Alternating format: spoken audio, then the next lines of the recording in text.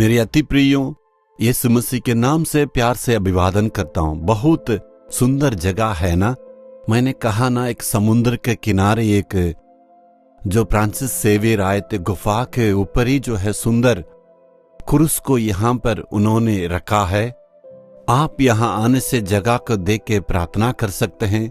बहुत ही अच्छा एक प्लेसेंट जगह है। ठीक है, आज के दिन में आपसे बात करने के लिए परमेश्वर वादा के रूप में एक वचन को दिया है, आपसे मैं बांटने के लिए चाहता हूँ। कौन सा वचन ये जानना चाहते हैं? बाइबल में नीति वचन 26 अध्याय 2 वचन, वैसे ही व्यर्थ शाप नहीं पड़ता।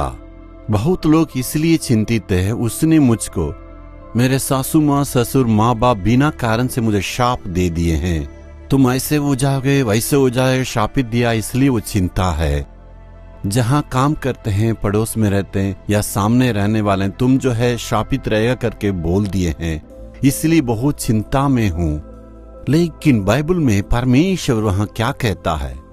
बिना कारण से शाप देते हैं, वो नहीं पड़ता है, वो काम नहीं करेगा। सब लोग बिना कारण से शाप देने से काम नहीं करेगा। यदि आपका द्वारा किसी को आपने दुख दिया, उनका मन घायल हुआ, एक विधवा को जो गरीब है, उनके पास कुछ नहीं है, ऐसे लोगों को आपने दुख दिया, वो शाप दिए, तो वो काम करेगा।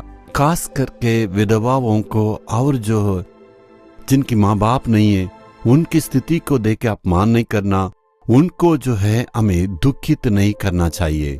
अगर उनका मन में वेदना है तो हम शापित हो जाएंगे। इसलिए हमारे चाल चलन से किसी को दुखित नहीं देना है, जहां रहता वहां सावधान रहना है।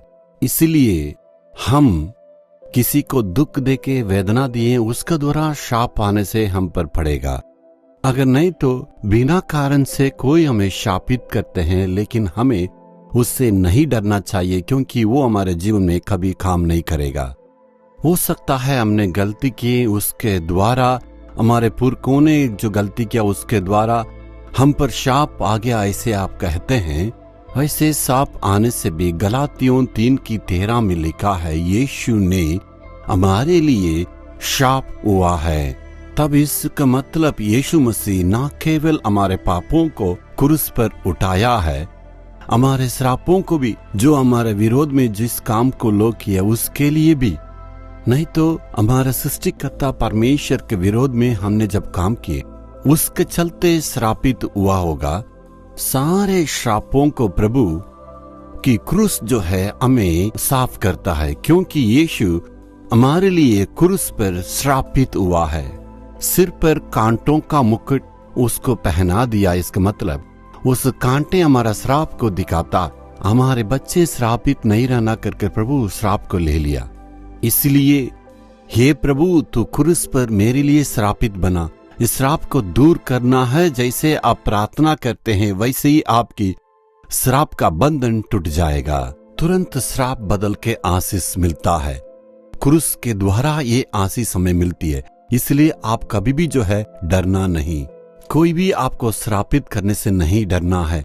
बिना कारण से श्राप देने से आपके ऊपर वो काम नहीं करता। लेकिन सचमुच में अगर श्रापित है तो यीशु मसीह के पास आइए। क्रूस से प्रार्थना करने से श्रापित दूर हो जाएगा। क्या प्रार्थना करेंगे?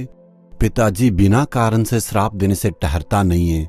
बिना कारण से जो श्रापित दिए हैं उनके लिए मैं प्रार्थना करता हूँ। वो श्राप को आशीष के रूप में तू बदलता। स्तुति हो प्रभु।